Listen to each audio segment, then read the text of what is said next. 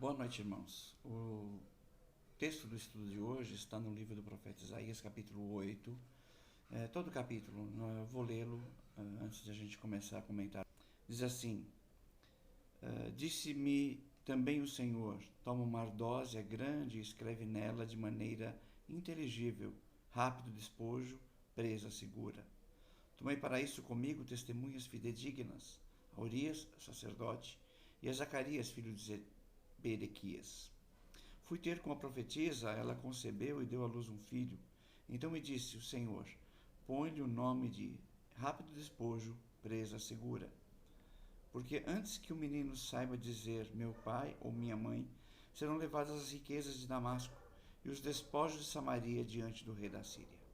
Falou-me ainda o Senhor, dizendo: em vista de esse povo ter desprezado as águas diante de Rezim e do filho de Remalias, eis que o Senhor fará vir sobre eles as águas do Eufrates, fortes e impetuosas, isto é, o rei da Síria, com toda a sua glória, águas que encherão o leito dos rios e transbordarão por todas as suas ribanceiras. Penetrarão em Judá, inundando e passando por ele, chegarão até o pescoço. As alas estendidas do seu exército cobrirão a largura da terra, da tua terra, ó Emanuel. Enfurecei-vos, ó povos, e sereis despedaçados.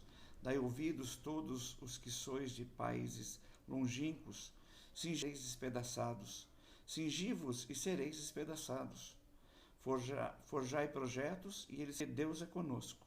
Porque assim o Senhor me disse, tendo forte a mão sobre mim, e me advertiu que não andasse pelo caminho deste povo, dizendo: não chameis conjuração a tudo quanto este povo chama conjuração.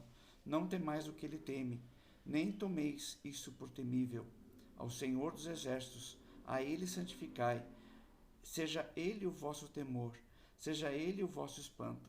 Ele vos será santuário, mas será pedra de tropeço e rocha e armadilha aos moradores de Jerusalém. Resguarda o testemunho, sela a lei no coração dos meus discípulos. Esperarei no Senhor, que esconde o seu rosto da casa de Jacó. A ele aguardarei. Eis-me aqui e os filhos que o Senhor me deu, para sinais e para maravilhas em Israel da parte do Senhor dos exércitos, que habita no monte Sião. Quando vos disserem, consultai os necromantes e os adivinhos, chiureiam e murmuram, acaso não consultará o povo ao seu Deus? A favor dos vivos, a lei, se eles não falarem dessa maneira, se eles não falarem dessa maneira, jamais verão a alva. Passarão pela terra duramente, oprimidos e famintos, e será que quando tiverem fome, enfurecendo-se, amaldiçoarão ao seu rei e ao seu Deus, olhando para cima. Olharão para a terra e eis a angústia, escuridão e sombras de ansiedade, e serão lançados para densas trevas. Queridos, esse texto, ele se refere a um momento semelhante àquele que nós vimos no capítulo 7, e está falando também do conflito que já estava se levantando, conhecido como Guerra, se uniram para invadir Jerusalém, e diante da qual Acaz havia então pedido o socorro da Síria contra a recomendação de Deus, que disse a ele que deveria confiar no Senhor. Então, Acaz, reinando sobre Israel, ele então toma a decisão de não aceitar a oferta de Isaías, nem mesmo de pedir um sinal de Deus, e então faz esse acordo com a Síria. E aqui hora Deus está falando as consequências disso, as consequências daquilo que Acaz fez, da decisão que Acaz tomou e da subserviência de Judá em relação aos assírios. A primeira parte do texto, ali nos versículos particularmente de 1 a 4, Deus fala de uma mensagem que deveria ser dada. Isaías deve dar uma pedra e ali escrever, então, 4 palavras que podem ser traduzidas como está na nossa Bíblia. Rápido, despojo, presa segura. A ideia é que de uma nação que vem rapidamente, de uma forma muito inesperada, sobre outra nação, no caso aqui sobre outras nações, ali a Síria, ou Damasco, e Israel, onde fica Samaria, e ali então viria e prenderia, seriam presas fáceis dos assírios.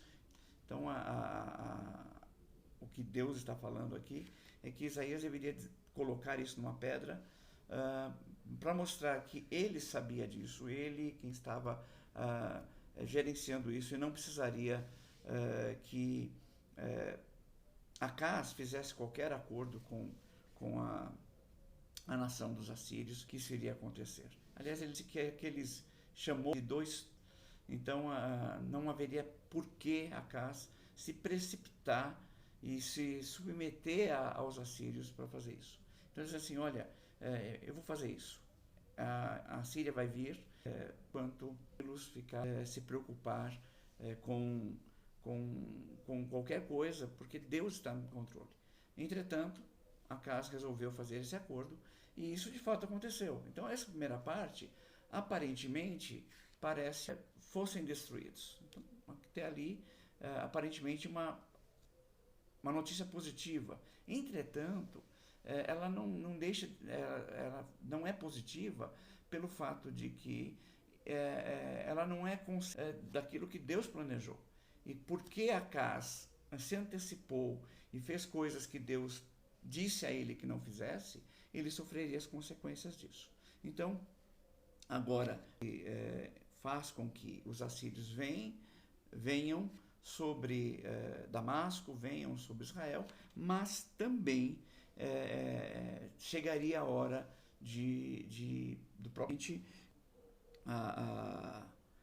Ele vai dizer aqui que eis que o Senhor fará vir sobre eles as águas do Eufrates. Aqui é uma comparação. Ele diz que esse povo desprezou as águas de Siloé. Siloé era um tanque cujas águas abasteciam Jerusalém, e na época de Acaz provavelmente corriam por canais ao céu.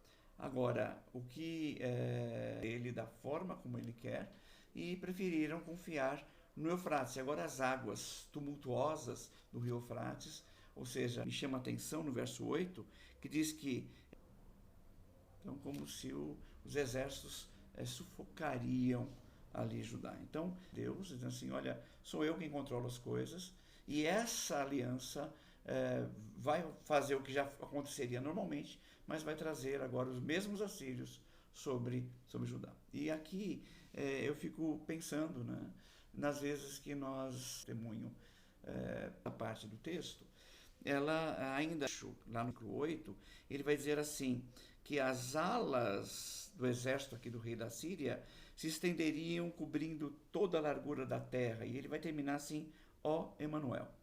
Esse ó Emanuel dizendo, olha, essa invasão não era uma invasão contra Acaz ou contra o povo apenas, era uma invasão contra o Senhor. E isso tinha algumas consequências agora para o reino assírio, o Império Assírio. Por quê? Porque, embora de fato que eles só poderiam ir até onde Deus permite, ou até onde estava dentro dos propósitos de Deus. Então, essa consequência, essa invasão, teria consequência, vejam no verso 9 e 10, quando ele vai dizer assim, povos e sereis esperados, e eles serão frustrados.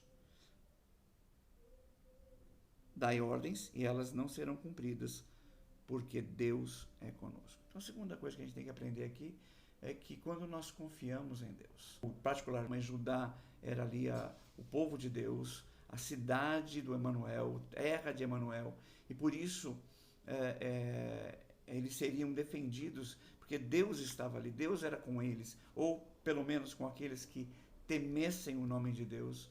Então, nem todo o projeto, nem todo o intento, dizendo, mostrar das atitudes de Acaz, ainda assim o Senhor estaria ali, e o Senhor preservaria o seu povo, preservaria aqueles que se submetessem a ele, e frustraria os projetos dos assírios. A gente pode, no livro das Crônicas, em que Senaqueribe então invade Judá, chega a invadir muitas cidades, e quando ele cerca Jerusalém, ele tem ali, contra toda expectativa, contra toda a perspectiva que humanamente ele chegou, a expressão, né, até o focando ali a cidade de Jerusalém. Entretanto, eles são expulsos pelo próprio Deus.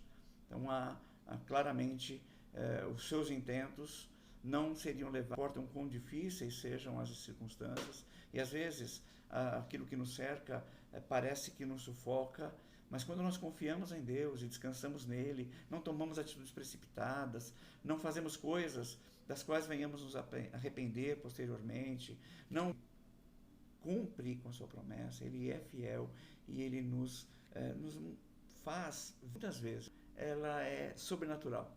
Nós não entendemos como as coisas acontecem e aquilo que está acontecendo.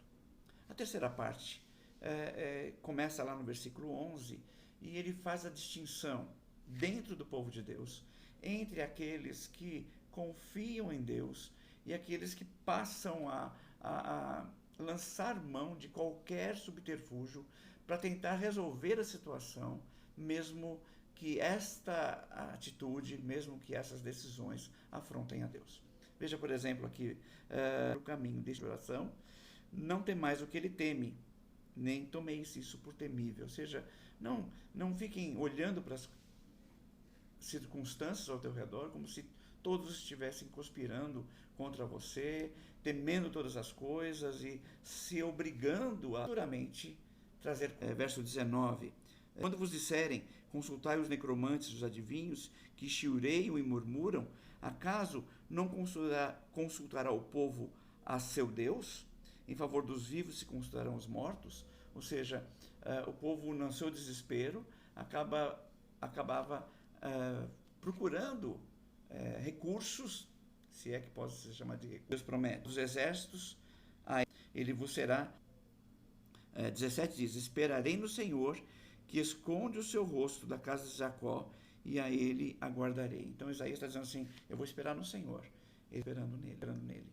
Nós que esperamos no Senhor, a nós é dado a conhecer a solução que o Senhor vai dar para as nossas lutas.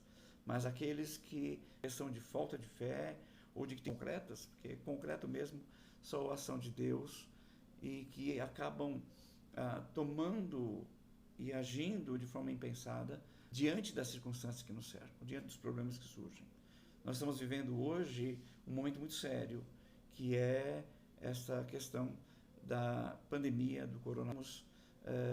Sim, nos submeter aos cuidados, como nos tem dito, isso, Deus de forma alguma vai nos condenar se nós deixarmos, não agirmos de forma precipitada, não buscarmos recursos para tentar resolver o nosso problema, que não estejam de acordo com aquilo que é a palavra de Deus. Nós vivemos um momento muito difícil, e que o Senhor te abençoe, te dê uma noite maravilhosa, e que nós possamos ter muitos momentos juntos, mesmo que virtualmente, enquanto essa situação continuar.